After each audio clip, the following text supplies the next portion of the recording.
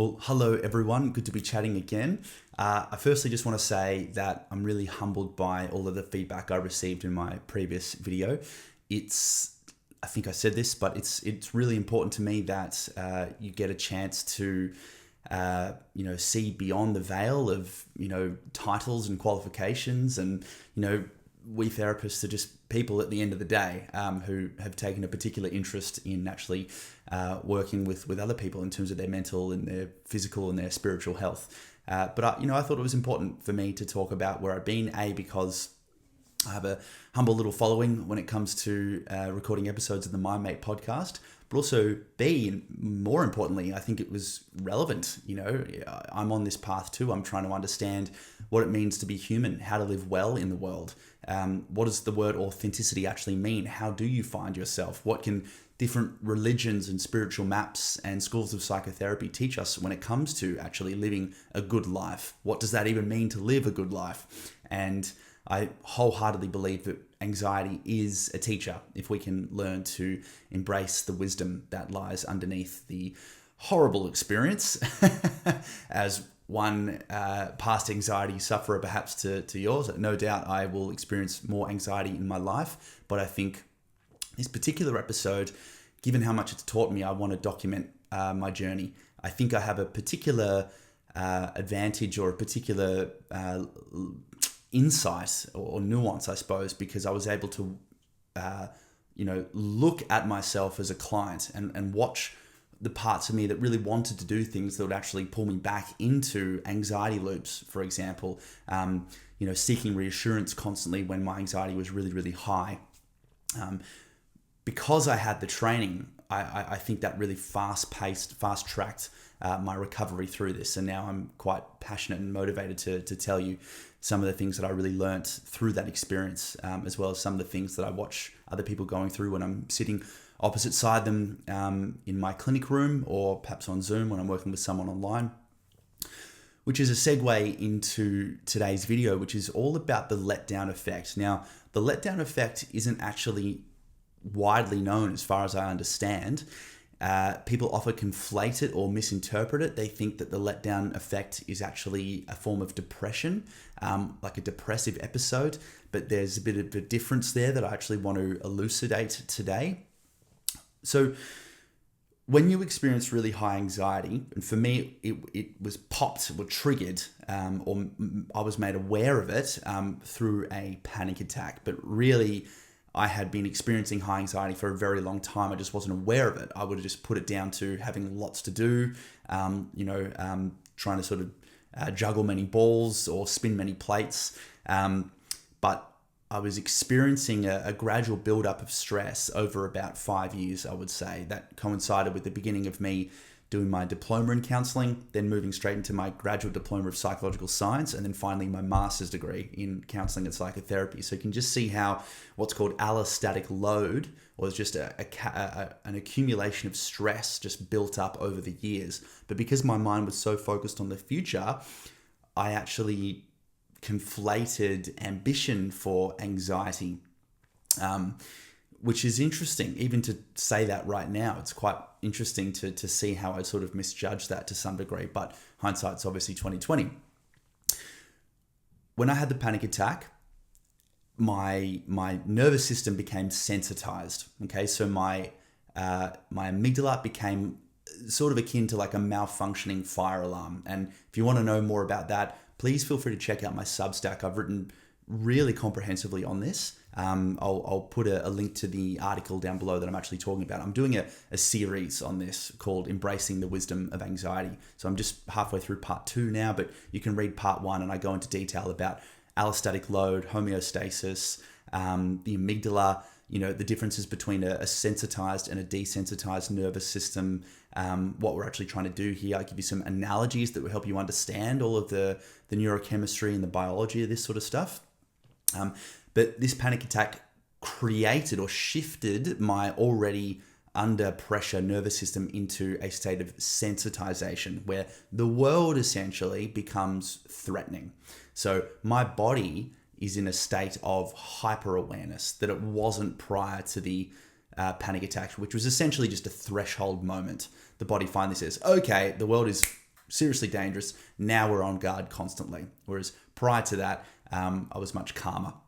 And you can look into all this. The vagal pathways is a really interesting map of this. You can look at how when we're much more social, we're much calmer. When we're much more sort of self-referential, when we think about ourselves constantly, that's already a representation of us being in fight or flight. So that's something to consider as well. But again, I'm going on tangents here because I want to talk about the letdown effect.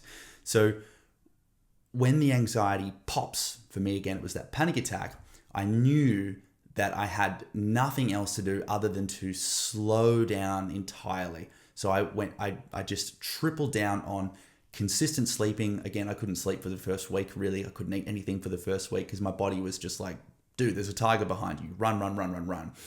When I could finally start to sleep again, finally start to eat things again, I was regaining some of that regulation. I contracted massively. My view of the world became so small and localized. My feet felt like they were in a bog, and I just, every step just felt like walking through mud, walking through a bog.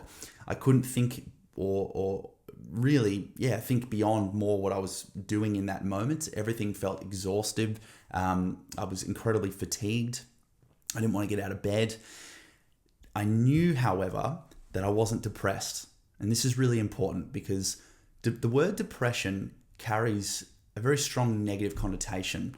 That's been my experience anyway when I'm working with people. There's this real sense of once you're depressed, you've got this rain cloud over you that will never leave you. And, from a psychoanalytic point of view, or even just more of a humanistic point of view, we don't want to view something like depression as something that's just happened to you that you have no control over. It's a symptom, it's a signal, it's a sign. It's there for a reason, it's telling you something, okay? Not always. I want to be respective to the fact that, different biologies and different, genetic predispositions can, sort of influence this, but the research is actually pretty conclusive. You can read a book called Lost Connections. Johann Hari really tried to figure out whether or not there was a gene, and there is a gene that can, what's the word I'm looking for here? Influence the propensity to which one can, become depressed in life. But I think from memory, it's only sort of 30 to 40% implicated. So if I were you, I would encourage you to really think beyond the thought of the idea that once you have depression, it's a you thing, it's a chemical imbalance, you can't get rid of it. And if I could be as bold as to say, the whole chemical imbalance theory has been pretty widely debunked now, which is great because it means you have power, you have the autonomy, and I want you to look at it as a sign. But again, this is another tangent because the letdown effect that comes after a period of high stress or burnout or panic isn't depression. And the difference between it is people who are depressed, and I've worked with a lot of people who are depressed, feel this sense of worthlessness. I'm bad. Everything I do is bad. They start to generalize and catastrophize. I'll never be able to do anything good with my life. The world would be better off without me. That sort of stuff, right? When you're moving through a letdown experience after a period of high stress, it's basically your body has just completely taken over the steering wheel, shoved your mind to the side, right? You've probably surrendered to some degree to that, which is fantastic. That's extremely courageous. That means you've done the right thing there. And your body's basically saying, we are conserving as much energy as we possibly can because of how often and how much you depleted me over however many years that the stress was building up. And for me, it was about 5 years. Really, I'd always lived like that up until about 6 months ago. So I had a lot of energy conservation to really regain. And this went on for, in a non-linear fashion for about, I'd say at least 3 to 4 months, and it was only faith that pulled me through that. Faith is something that I'm going to talk about in more detail in a subsequent video, and I'll write about it on Substack.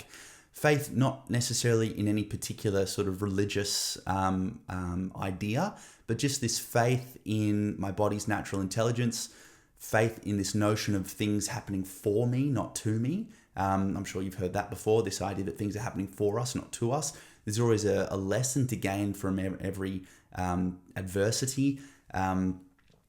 Suffering being grace, actually, once we can move through it and understand what it was trying to teach us, all that sort of stuff.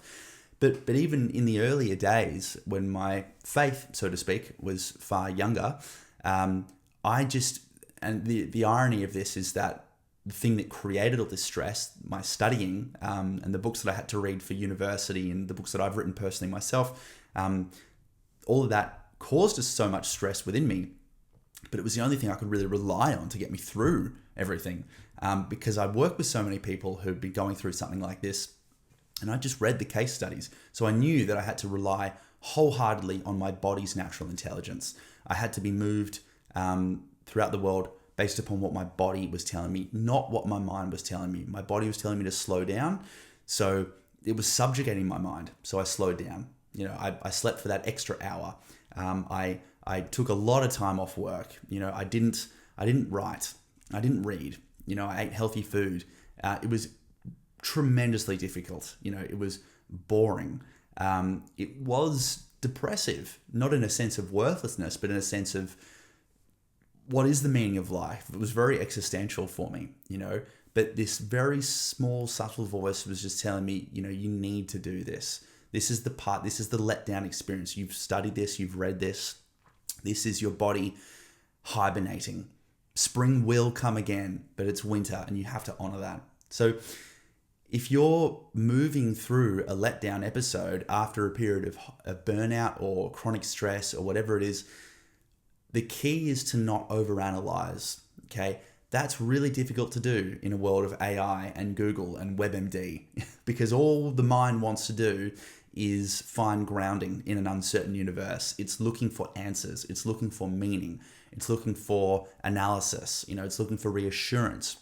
So if every day you can just honor the fact that your body is going through a very important period of resource accumulation because it was just so heavily taxed, then that will allow you to move through this, as I said before, this period of hibernation, this winter.